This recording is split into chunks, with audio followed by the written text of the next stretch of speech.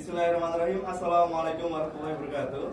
Waalaikumsalam warahmatullahi wabarakatuh. Good morning, student. Morning, sir. How are you today? I'm fine. And you? Alhamdulillah, I'm fine too. Thank you. Okay, let's start our class today by reciting basmalah together. Bismillahirrahmanirrahim. Okay, I will check your attendance first. Dito, Numadin, Sarah, Maya, Dinda, Salza, Fatima, Lika, Dea. Okay, only Dito who is absent today.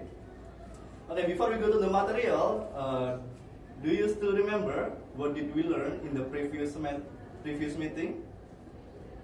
Descriptive text. Yes, descriptive text. Did you still remember about descriptive text, Dinda? Descriptive text is a text that describes particular object in detail. Yes, right. Descriptive text is a text that describes particular thing and detail. The example is person, place, and anything else. Okay, I have a question for you. Have you read or heard some folk tales like Malin Kundang, Timun Mas, Keong Mas, gitu? Pernahkah kalian mendengar atau membaca sebuah cerita rakyat, contohnya tadi Malin Kundang, Timun Mas dan sebagainya? Pernah nggak? Pernah ya. Nah, jadi Malin Kundang and then Timun Mas and then Keong Mas, that are an example of narrative text. Nah, today we will learn about narrative text. Gitu. So, what is narrative text? Narrative text is a text that tells a story which aims to entertain the audience. It has elements such as plot, characters, and point of view. It consists of orientation, complication, and resolution. It often use past tense. So, student, jadi narrative text itu adalah teks yang menceritakan sebuah cerita atau sebuah story gitu, yang tujuannya untuk menghibur pembacanya dan juga bisa mengubah sudut pandang kita tentang sesuatu gitu. Nah, naratif teks ini biasanya ada beberapa unsurnya, ada karakternya, kemudian ada plotnya, kemudian ada point of view-nya juga dan lain sebagainya. And then what is the function of this narrative text? Nah, the first function is to entertain atau untuk menghibur kita sebagai pembacanya gitu. Jadi kalian kalau baca teks narasi biasanya terhibur nggak nih? Terhibur ya? Iya. Nah, kemudian yang kedua, the social function-nya adalah provide lesson or information. Jadi teks narasi itu selain untuk menghibur kita, juga memberikan kita pembelajaran dan juga informasi yang bisa kita pelajari. Dan yang ketiga, itu change social opinion atau mengubah opini sosial.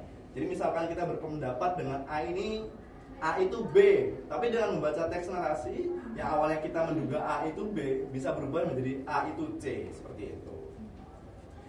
And then what is the structure? What are the structure of text narrative? Nah, yang pertama ada orientation. Nah, in this structure, setting up the beginning of the story and introducing the character. So in this structure, give us an introduce about who, when, what, and where, about siapa karakternya, di mana tempatnya, dan kapan waktunya. Kemudian yang kedua, the second is complication, when the problem arise followed by other problem. Nah, di structure ini itu menguraikan tentang masalah pada cerita dan bagaimana karakter utama menyelesaikan permasalahan. Nah, bagian ini meliputi situasi, kegiatan, atau kejadian-kejadian yang menimbulkan masalah atau kompleks sampai pada klimaksnya yang dapat dilihat ketika krisis muncul. Nah, kemudian the third structure is resolution. The crisis decline usually for the better but can also get worse. Nah, jadi di struktur yang ketiga ini krisis itu menurun. Permasalahan yang awalnya tadi tinggi itu mulai menurun. Biasanya mulai menurun ya ke arah yang lebih baik. Namun dapat pula lebih buruk juga gitu. Kemudian struktur yang keempat, the fourth structure is reorientation. Nah, ini adalah struktur yang terakhir. Usually indicates the end of the story, usually a happy or sad ending. Nah, biasanya menunjukkan akhir dari cerita, biasanya akhir yang menyenangkan atau bisa juga yang menyedihkan gitu. Nah, and then after we study about the structure, we will learn about the linguistic elements. The first is simple tense, simple past tense-nya. Biasanya dalam teks narasi itu menggunakan simple past tense atau kalimat lampau gitu. Kemudian ada noun phrase-nya atau frasa benda atau kata benda gitu ya. Yang ketiga ada time connective and conjunction. Nah, contohnya itu ada however, although, later, and then. Nah, jadi time connective ini dan konjungsi ini untuk menghubungkan kalimat antar kalimat dan menunjukkan waktunya. Kemudian yang keempat ada adverb and adverbial phrase. Ada adverb atau adverbial phrase atau frasa adverb gitu ya, yang menerangkan tempat dan waktu kejadian seperti contohnya itu ada once upon a time and long time ago. Dan kemudian yang kelima ada action verb. Nah, yang mana action verb ini menunjukkan kata kerja yang dilakukan oleh tokoh-tokohnya. Contohnya ada stood, explain, smash, and anything else. Dan yang terakhir ada saying and thinking verb yang menunjukkan apa yang dirasakan atau dipikirkan atau dikatakan si karakter. Contohnya told, realize, and decide. Nah, setelah kita belajar tentang struktur, kemudian linguistik elemennya, di sini ada contoh, ya, contoh naratif teks yang bisa kalian baca. Coba Bapak mau satu-satu di antara kalian baca ya. Mbak Dinda, tolong dibaca paragraf pertama. The legend of Mount Batur.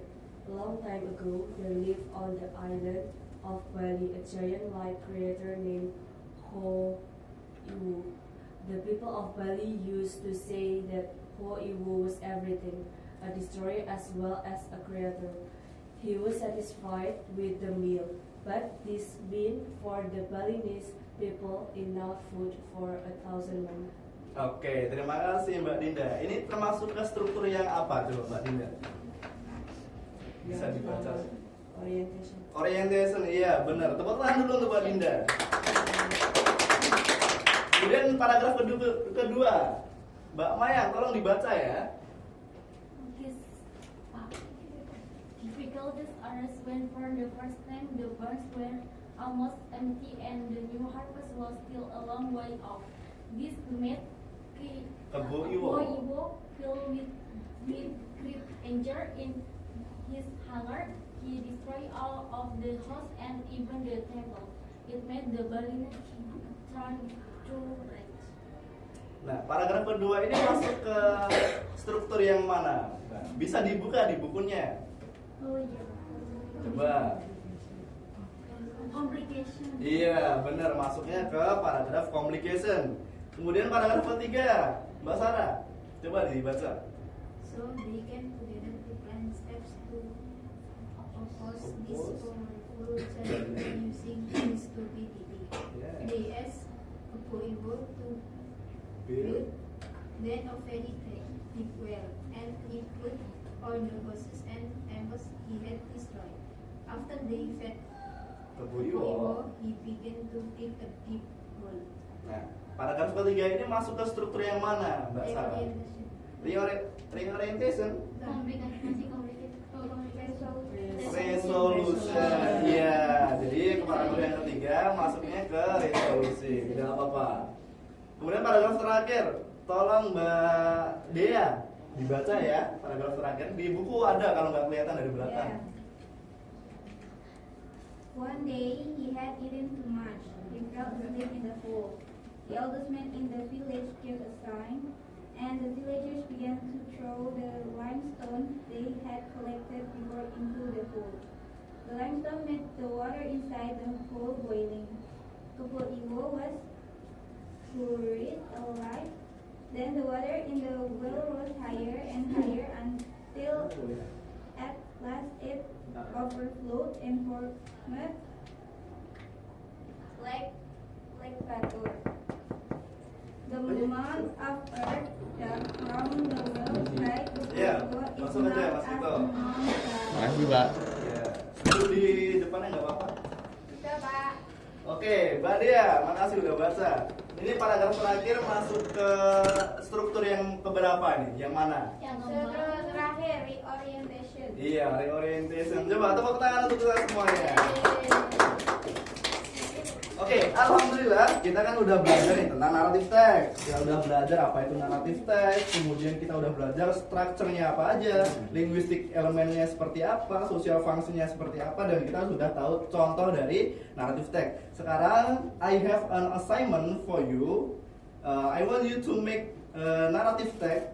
The theme is free for you to choose anything theme. Jadi tema kalian bebas, bisa pilih tema apa aja. Coba nanti kalian buat naratif teks sampai waktunya selesai ya. Coba ya buat satu-satu. Bapak tungguin di depan.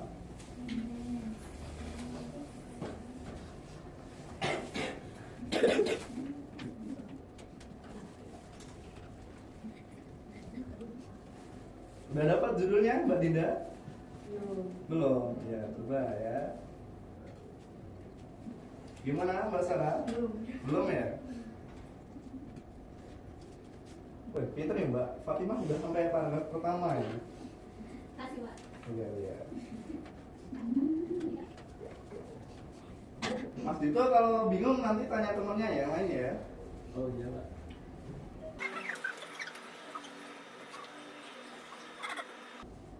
Gimana anak-anak udah selesai semuanya? Belum ya? Oke, di stop dulu kerjanya nggak apa-apa.